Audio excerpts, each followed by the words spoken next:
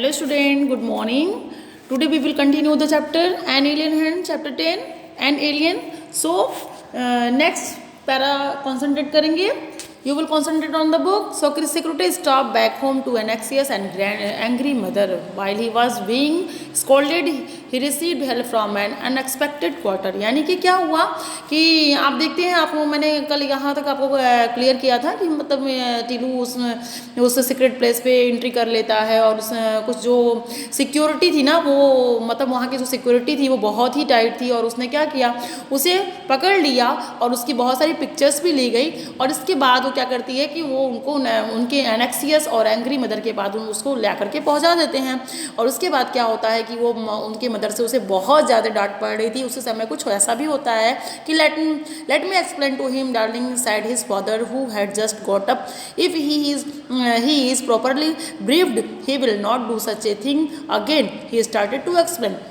उनके फादर ने कहा कि अगर हम इसको अच्छे से मतलब एक्सप्लेन कर देते हैं कि वो क्या प्लेस है, कहाँ जाता है, तो मतलब इसे अगर हम चीज़ों को बता देते हैं तो ये ऐसी इस तरह की हरकतें हैं या इस जो चीज़ें इसने किया ये दोबारा ऐसा नहीं करेगा। सो वो ही स्टार्टेड टू एक्सप्लेन और इस तरह से वो स्टार्ट कर देते हैं एक्सप्लेन करना। Listen Tilu, work on a surface where on ordinary person can not survive because he the air is too thin to breathe and where the temperature is so low that you would freeze to death. यानी बताते हैं कि जो मैं जिस place पे मतलब मैं जाता हूँ ना, जो वो प्लेस है वहाँ कोई साधारण यानी ऑर्डिनरी पर्सन सर्वाइव नहीं कर सकता बिकॉज वो ऐसा प्लेस है, वहाँ टेम्परेचर इतना ज़्यादा लो है कि तुम फ्रिज से यानी ठंड हो करके मतलब वो इतने वहाँ टेम्परेचर इतना लो है ना कि यू फ्रिज टू डेथ, वहाँ तुम्हारी डेथ हो सकती है फ्रिज से यानी ठंड से तुम मर भी सकते हो। But daddy how do you manage to survive? तो ट्यूली उनसे क्वेश्चन करता है बट आप कैसे मैनेज करते हो, आप कैसे जाते हो? Because I go well equipped in a special suit with a reserve of oxygen. I can keep warm and many boots are specially designed to make it easy for me walk on the surface. What is more, I have been trained to survive and work on the surface. फिर वो बताते हैं क्योंकि मेरे पास जो equipment है ना वो इस तरह से मतलब हमारे पास स्पेशल सूट डिज़ाइन किए गए हैं जिसमें ऑक्सीजन जो रिसीव क्या होता है कि जो रिजर्वर ऑफ ऑक्सीजन यानी कि उसमें ऑक्सीजन मेरे पास रहता है। फिर उसके बाद क्या कहते हैं कि मेरे पास स्पेशल बूट्स है जिसको पहन करके जो मुझे मतलब ये सारी चीज़ें मुझे वार्म बनाई रहती हैं, मतलब मुझे गर्मी देती हैं। और मेरा जो बूट भी है वो भी स्पेशल डिज़ाइन किया गया है ताकि मैं वहाँ का जो सरफेस है उस पर मैं चल सकूँ इस तरह से मैं और इसके बाद भी मुझे ट्रेनिंग दिया गया है इस तरह के इन्वायरमेंट में सर्वाइव करने के लिए और वर्क करने के लिए, तब मैं वहाँ जाता हूँ और ऐसे वर्क करता हूँ। There was a time when our forefathers lived on the surface quite naturally. लेकिन एक समय ऐसा था कि जो हमारे फादर्स हुआ करते थे ना वो क्या करते थे, वहाँ नेचुरली लिव करते थे। मतलब इस तरह की इन्वायरमेंट नहीं थी, इस तरह इतना फ्रिजी नहीं था, यहाँ इतना टेम्परेचर लो नहीं था और सभी लोग नेचुरली रहते थे। लेकिन Indeed they did so for million of years, लेकिन ये बहुत मिलियन ऑफ ईयर्स की बातें हैं। But times change. The very sun which had provided us with sunshine turned hostile. यानी यही सन जो उन लोगों को प्रोवाइड करता था एनर्जी लाइट वो सब वही क्या हुआ, वही हॉस्टाइल हो गया उन लोगों के लिए।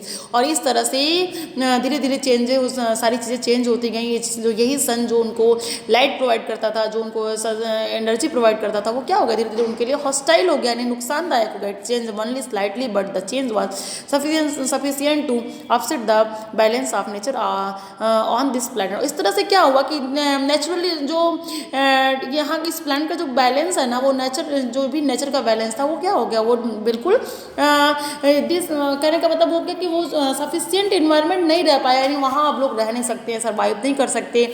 और इस तरह से जब बैलेंस बिगड़ने लगा नेचर का तो फिर क्या हुआ, first the birds become an extinct यानी कि पहले बर्ड डिसअपियर हो गई, उसके बाद से एनिमल्स, फिर उसके बाद फिश, इस तरह से सारी चीज़ें गायब होने लगी यानी कि सब डिसअपियर होने लगे, धीरे धीरे क्या होने ख़त्म होने लगे। और पहले बर्ड्स वहाँ से ख़त्म हुई इस प्लैनेट से, फिर एनिमल्स गायब होने लगे, फिर उसके बाद फिश जो है वो गायब होने लगी। और इस तरह से यानी more either we manage to survive only because of superior technology. लेकिन जो ह्यूमन है ना ये इस तरह से अभी भी सर्वाइव इसलिए कर लिए क्योंकि उनके पास जो उनकी टेक्नोलॉजी है वो बहुत ही आगे है, बहुत ही सुपीरियर टेक्नोलॉजी उनके पास है, इसलिए वो इस इन्वायरमेंट में भी सर्वाइव करके रह रहे हैं। But we way are force to live underground under artificial condition. लेकिन हम एक ऐसे कंडीशन में रहते हैं जो अंडरग्राउंड है और एक आर्टिफिशियल कंडीशन है, यहाँ सब कुछ आर्टिफिशियल है।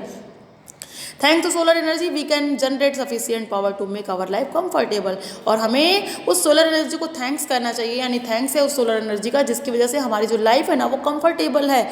बट द क्योंकि उससे सफिशिएंट पावर मिलता है जिससे क्या है हमारी लाइफ जो है कंफर्टेबल है। But the machines which make this possible must always be in good working condition. Some of them are on the surface. I being to the team whose responsibility is to keep which watch on them and to survive them. इस तरह से जो machines है उन्हें हमें good condition में रखना होगा, यानी कि वो तभी अगर वो गुड कंडीशन में वर्क कर रहे होंगे तो हमारी लाइफ जो है वो आसान बनी रहेगी। और इस तरह से जो भी हमारी टीम है उसकी रिस्पॉन्सिबिलिटी है कि वो इन चीज़ों को वॉच करती रहे और जो भी सर्विस है वो हमें मतलब देती है और इन चीज़ों को वॉच करती है। इस तरह से टीलू को उसके फादर ने बहुत सारी चीज़ें एक्सप्लेन की और उसको उस प्लेनेट के बारे में सब कुछ बताया था कि वो दोबारा से इस तरह की गलती ना करे। Daddy can I join the team when I grow up. फिर टीलू उनसे क्वेश्चन करता है, डैडी क्या मैं आपकी टीम ज्वाइन कर सकता हूँ जब मैं बड़ा हो जाऊँ? Of course you want to set this father. उसके फादर ने कहा कि हाँ बिल्कुल, तुम बिल्कुल कर सकते हो अगर तुम चाहो तो, but for that you must be a good boy and do as your parents tell you. His mother had as usual the last word। और इस तरह से उस लास्ट वर्ड में उसकी मदर ने क्या बोला, लेकिन उसके पहले तुम्हें क्या करना होगा, एक अच्छा लड़का बनना होगा और अपने पेरेंट्स की बातें माननी होंगी। ये बातें उसकी मदर ने लास्ट में बोला।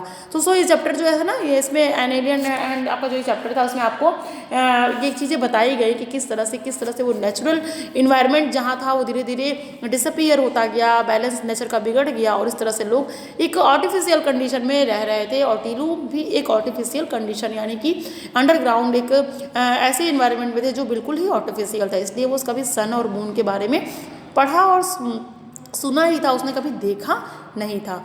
तो जो चीज़ें आपको मैंने बताया वो आप अच्छे से पढ़ेंगे, अगर जो चीज़ें नहीं समझ में आती हैं मुझसे पूछेंगे। Okay, thank you.